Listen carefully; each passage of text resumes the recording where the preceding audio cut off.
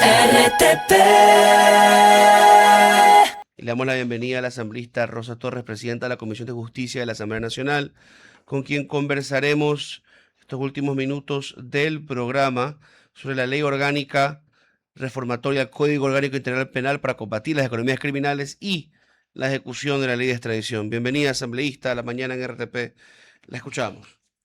Hola, muy buenos días con todos. Bueno, encantada siempre de estar aquí en ese espacio que también es una especie de rendición de cuentas, ¿no? Para nosotros como asambleístas.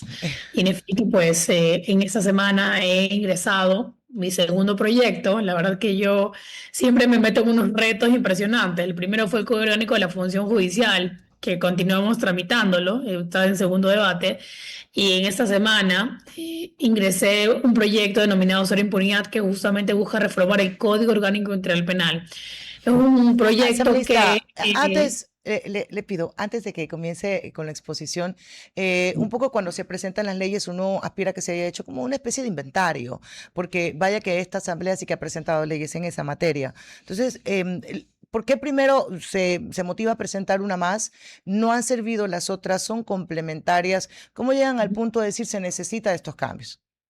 No, gracias por su pregunta. La verdad que sí, ante la percepción ciudadana se puede ver así, ¿no? Y aparte, sobre todo el COIP, que es un código que es el que está más en el radar de la gente, por así decirlo. Sin duda alguna, yo siempre he dicho que el Ecuador no carece de leyes, pero el problema de nuestras leyes es que sí hay muchos vacíos legales y muchos abogados y colegas pueden coincidir en eso. Y es justamente ese vacío legal lo que abre la puerta a la impunidad, al crimen organizado y a la corrupción institucional.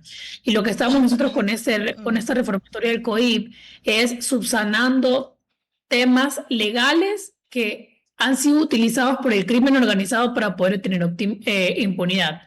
Y por eso esta reforma que presenté yo, que está igual el COIP, ojo, ahorita el COIP se encuentra igual en segundo debate, ahora abocando conocimiento de esta reforma, pues hay una prórroga de 90 días, pero el propósito de estas reformas es que sean unas reformas funcionales.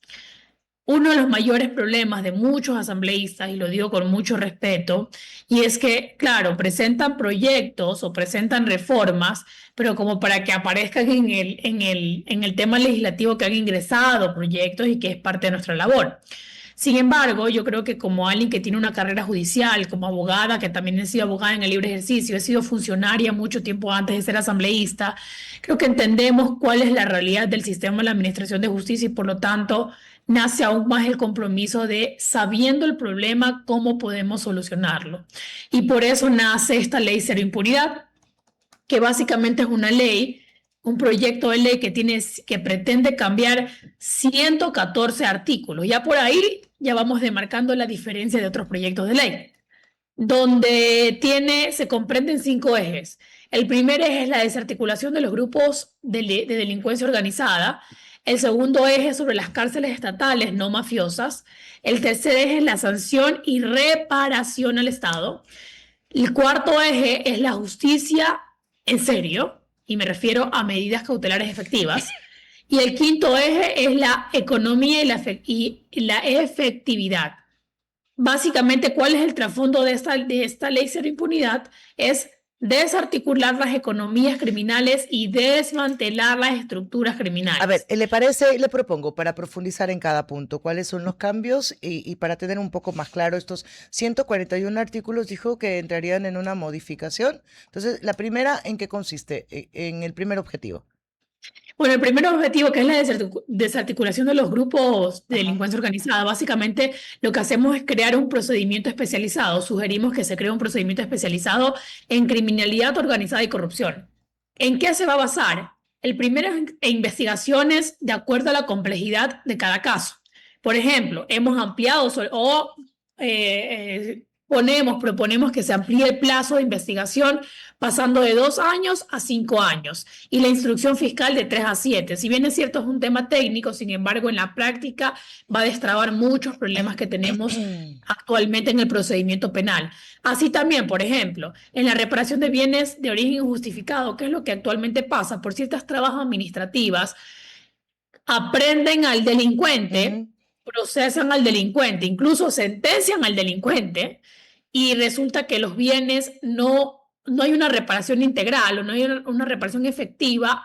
¿Y qué pasa con el dinero y qué pasa con los bienes inmuebles? Continúan, digamos, utilizándolos por la familia del criminal o del narcotraficante, o incluso sacan el dinero del país. Entonces esta reforma o este procedimiento especial que plantea que cuando una persona no puede explicar el origen y la licitud de esos bienes o de ese patrimonio y no guarda evidentemente relación a sus ingresos, un juez realizará una audiencia en el plazo de 6 meses. Y de no poder justificarlo, esos bienes pasarán automáticamente al Estado. Asambleísta, la detengo solo un ratito. Yo tengo muy mala memoria, pero recuerdo que ya se hizo una modificación en esto y olvídese del personaje, pero ¿cuál es la diferencia entre lo que el Estado hoy no puede hacer versus a lo que pasó en el caso del alcalde Aquiles Álvarez con sus bienes que fueron retenidos? Ahí se actuó de forma, no sé si rápida o corta, pero sin sentencia. O sea, ¿por qué en otros casos no se puede? ¿Y por qué precisa En la hacerse una regla general, modificación? claro, tenemos nosotros Ajá. la ley de extinción de dominio, pero usualmente, ¿qué es lo que pasa?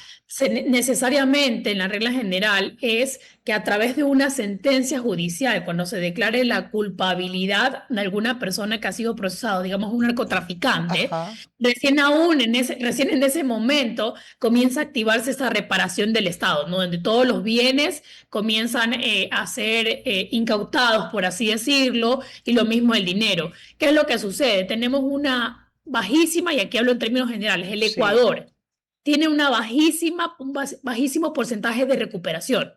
Entonces a nosotros no nos interesa más que tener a reos, a criminales, a procesados, a sentenciados en las cárceles, nos interesa una recuperación del daño, una recuperación al Estado. Pero eso O sea, si sería una robaron al vez... Estado, deberíamos recuperar. Si tienen bienes inmuebles que no pueden ser justificados de manera lícita o el dinero, deberíamos recuperar. Entonces así dejamos un mensaje claro de que el Sí, criminal no solo va a ser judicializado, sino que también se le está tocando el bolsillo, que es donde claro, más... si no se sostienen. Pero insisto, si me marca la diferencia legal entre lo que sí se pudo hacer en el caso Álvarez y lo que no se puede hacer ahora con otros, ¿cuál sería? Bueno, O la sea, idea, claro, que por supuesto, y la idea es que ajá. la idea es que se replique, que no sean casos aislados, con todos los narcotraficantes, con Ujú. todos los procesados, con todos los que tengan indicios de que no puedan justificar su patrimonio. Lamentablemente no es la regla general porque hay muchas trabas administrativas y al final del día el Estado no termina recuperando Ajá. lo que no han podido justificar y solo terminan sentenciando, procesando, pero ¿qué Ajá. pasa con el dinero? ¿Qué nos interesa a nosotros? Si hubo un narcotraficante que tiene millones y millones de dólares, ya no solo en caletas, porque en caletas se tenían en el siglo pasado. Sí. Ahora los tienen en criptomonedas, los tienen en empresas de fachadas, o sea, ahora lo invierten, digamos, ese dinero para poder Ahora, lavar de manera lícita. Asambleísta, está bien, yo creo que el mayor daño que nos está pasando a los ecuatorianos, a la sociedad en general, es el narcotráfico y los tentáculos que los tiene no solamente extendidos, sino sometidos a diferentes personas e instancias del Estado. Pero esto va exclusivo para el narcotráfico porque hay una serie de corrupción que viene desde lo público, en colaboración también con lo privado, que ves cambios de vidas, de carros, de joyas, que no se justifican. ¿Se enfoca también en eso?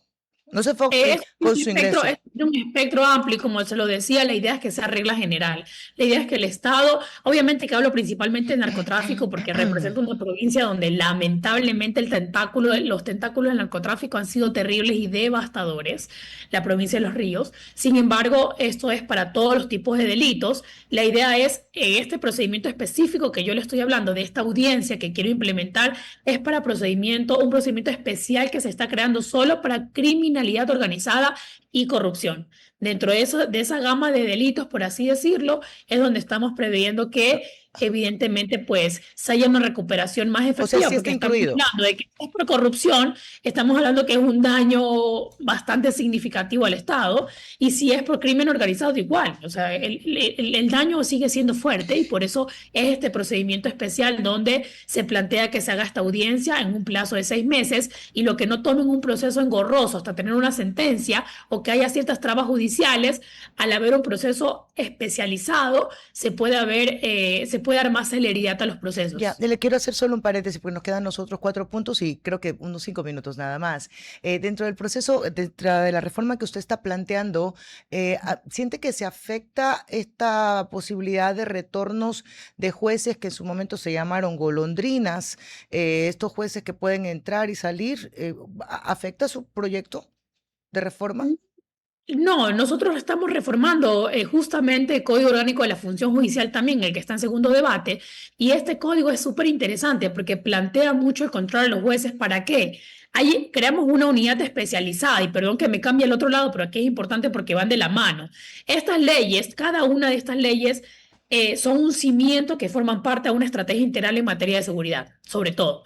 Entonces, justamente en el Código Orgánico de la Función Judicial hablamos de la creación de una unidad especializada para que en tiempo real revise el patrimonio. Y en el caso que hay un patrimonio y un crecimiento económico que no sea de acuerdo al ingreso mensual del juez, lancen alertas, y como va a Ya. haber una cooperación o una interoperatividad de varias instituciones, la idea es que en tiempo real vayan reportando. Por ejemplo, juez tal de la unidad tal Ok. tiene un crecimiento, me invento, de 2 millones de No dólares. se inventa mucho. Asambleísta, ¿y hasta qué grado de relación se van a revisar los patrimonios? Porque a lo mejor yo no tengo nada, pero el testaferrismo no es, digamos, se lo usa. Claro, sí, y pasa, en la práctica pasa, como la idea es subsanar lo que pasa en la práctica, ¿no? Y nosotros estamos planteando, bueno, digo nosotros porque como mesa técnica, pero escuchamos a varias voces, la idea es que el espectro sea amplio y que sea hasta en este momento se está planteando solo hasta segundo grado de consanguinidad. Sin embargo, está en discusión porque se está elaborando el segundo informe. La idea es que sea lo más completo y que no sean estas reformas que sean un saludo a la bandera, sino Empleados, que sean funcionales. imagínese, puede ser, bueno, yo no sé si esto se consigue, se confirma una persecución, pero empleados, porque algunos empleados de confianza se convierten en los que guardan la llave del tesoro.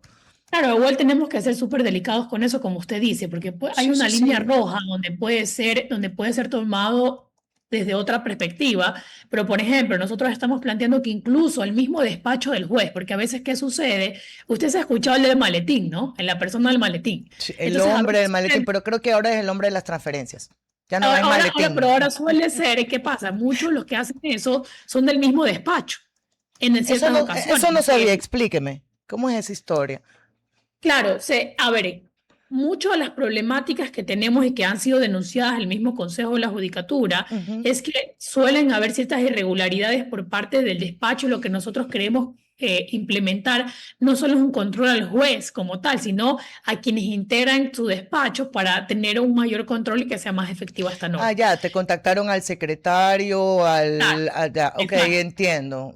Exactamente. Entonces, lo que yo quiero transmitir en este momento es que cada ley, incluso la ley de extradición, que la sacamos en la semana pasada y que salió con voto unánime de la Asamblea Nacional, cada una de estas leyes son un cimiento que fortalece y que ayuda a combatir el crimen organizado. Y perdón que hable solo de crimen organizado, lo que pasa es que No, está bien. No hay el drama con crimen eso. organizado es la principal preocupación y la principal problema que tenemos actualmente. Entonces, yo lo hablo desde una realidad, desde una provincia que ha sido sumamente golpeada por este tipo penal, por así decirlo, por este tipo de crimen. Entonces, lo que hemos estado haciendo es corrigiendo estos problemas para cerrarle la puerta al crimen organizado. Asambleísta, vamos a tener que dejar hasta ahí nada más la entrevista, se nos queda un millón de temas, yo lo sé, el punto 2, 3, 4 y 5, pero y también revisar con usted sobre estos cambios en la ley de extradición y cómo afectan a las extradiciones que ha pedido últimamente Ecuador y que no necesariamente se han cumplido. Muchas gracias por haber estado con nosotros esta mañana. Gracias a ustedes, encantadas. Para la próxima. RTP